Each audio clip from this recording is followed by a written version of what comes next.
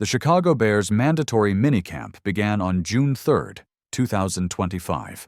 And while it brought a wave of optimism and excitement, it also came with a few injury-related updates. According to reports from Halas Hall, several players were not seen participating in the opening day of camp, which naturally raised some concerns among fans. However, the overall tone remains optimistic, with assurances that most absences are precautionary rather than long-term issues. Notable absences at minicamp. A number of players were sidelined on the first day, including defensive back Kyler Gordon, linebacker TJ Edwards, cornerback Terrell Smith, and offensive tackle Braxton Jones. Additionally, players such as Ryan Bates, Colston Loveland, Luther Burton, Stephen Carlson, and defensive lineman Zach Pickens were not observed on the field. While the missing names may spark some initial worry, the Bears coaching staff, led by head coach Ben Johnson, emphasized that the goal is to ensure full health by the start of training camp. Johnson expressed confidence that these players are expected to be available when full training resumes later this summer. Most of the absentees were still present inside Halas Hall, continuing team meetings and maintaining engagement with the squad. The Braxton Jones situation and left tackle battle. One of the more intriguing updates came in regard to Braxton Jones. Though he wasn't fully active, he was spotted on the sideline working lightly on a stationary bike. Jones, who suffered a significant ankle injury late last season against the Detroit Lions, is still in recovery. However, the fact that he's beginning light workouts is a promising sign. In his absence, the Bears are witnessing an open competition at left tackle. Second-year lineman Kiran Amegadjie and rookie Amegadjie Az Trapilo are currently leading the contest. Johnson has praised all three, showing confidence in the young lineman. Kiran Amegadjie took reps with the first team on day 1, while Trapilo, the towering 6 feet 8 inches rookie from Boston College, worked with the second team and reportedly had a solid day. Though Amegadjie had an uneven performance, including one possible sack allowed, this is to be expected early in camp. Both players will continue to rotate reps, and it's likely Trapilo will get his turn with the first team in the next session. This early battle at left tackle will be critical to monitor as the team searches for a stable presence on the blind side.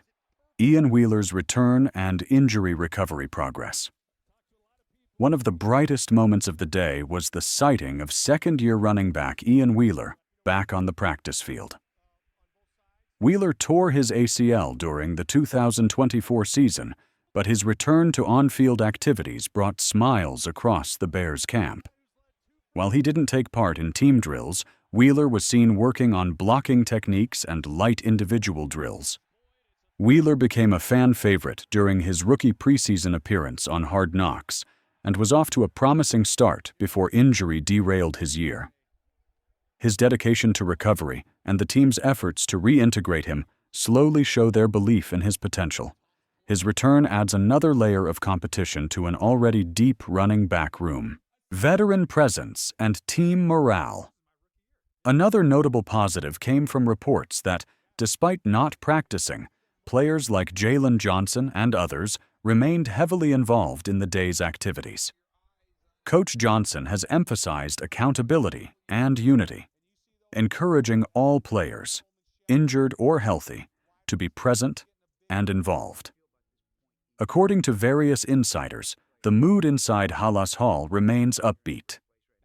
The new coaching regime is fostering a culture of discipline, intensity, and togetherness, a refreshing shift from prior years. Even minor soft tissue injuries are being chalked up to the increased workload and intensity.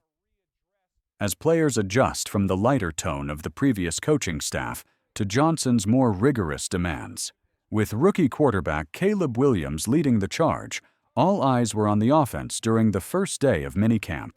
The first overall pick in the 2025 NFL Draft has captured the attention of fans and analysts alike, and while his debut in mandatory camp had its share of ups and downs, the signs remain positive for the young signal caller. Caleb Williams. Adjusting to NFL speed reports out of camp indicate that Williams had a mixed performance.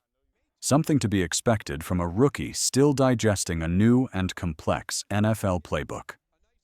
Former NFL tight end Clay Harbor reported that Williams made several impressive throws, but also left some plays on the field. Coaches and teammates were seen working closely with the rookie throughout the session. Williams was spotted alongside veteran backup Case Keenum during pre-snap drills and play installation.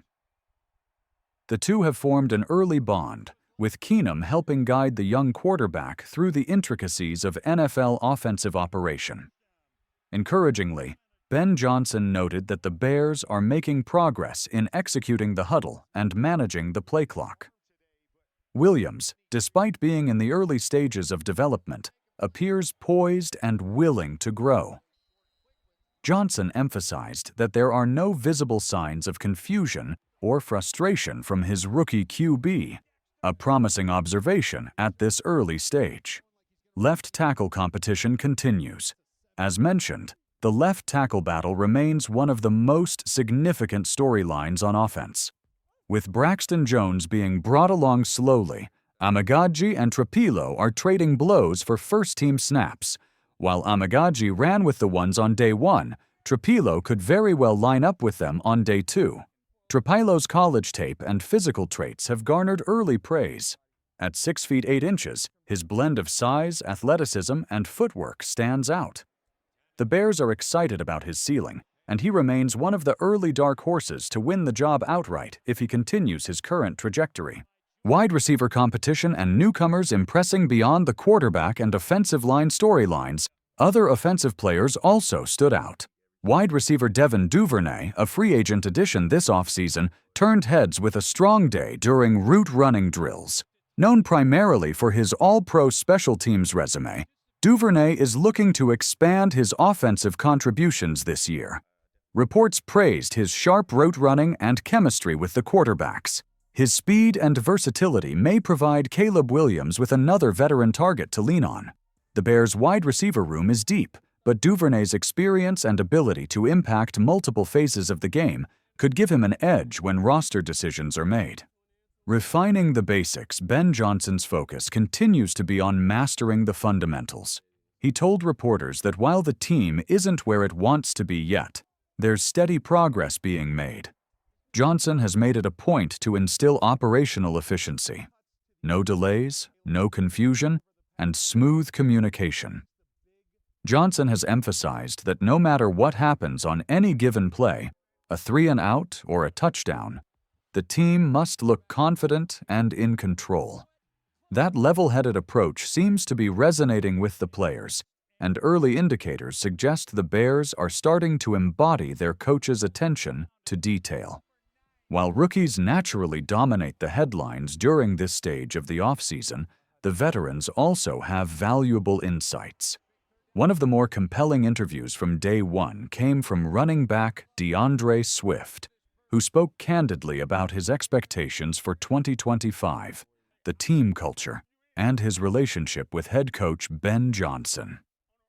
Swift on blocking out the noise. This offseason, speculation swirled about whether the Bears might add another high-profile running back, including rumors involving free agents like Nick Chubb. Meanwhile, Ian Wheeler's return only adds more depth to the position, but Swift made it clear he's not paying attention to outside noise. "I'm here to do my job," Swift said. "I don't care what anyone else has to say. I'm here to work." Swift's mindset reflects a veteran approach. After nearly hitting 1,000 rushing yards last season, despite challenges like a shaky offensive line, 3 different play callers, and a rookie quarterback, he's earned the right to silence doubters with his play. He also played through injuries, further highlighting his toughness and value to the team. Praise for Ben Johnson's leadership. Perhaps the most significant moment of Swift's media session came when he compared Johnson to former head coach Matt Eberflus. Without mincing words, Swift said, "The difference is night and day." "He's done a hell of a job," Swift said about Johnson. "He's more serious, he's grown up, and he's one of the smartest football minds I've ever been around."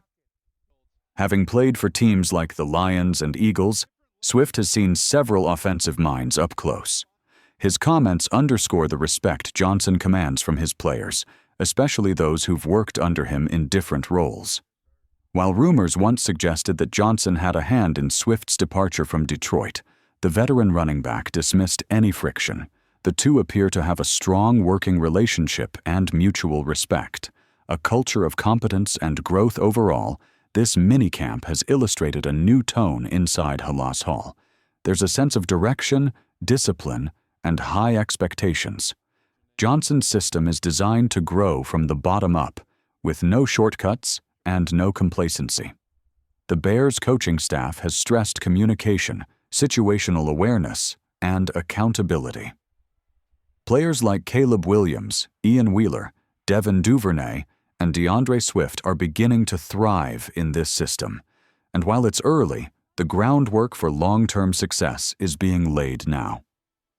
The battles at left tackle, wide receiver depth, and running back rotation will continue to develop in the coming weeks.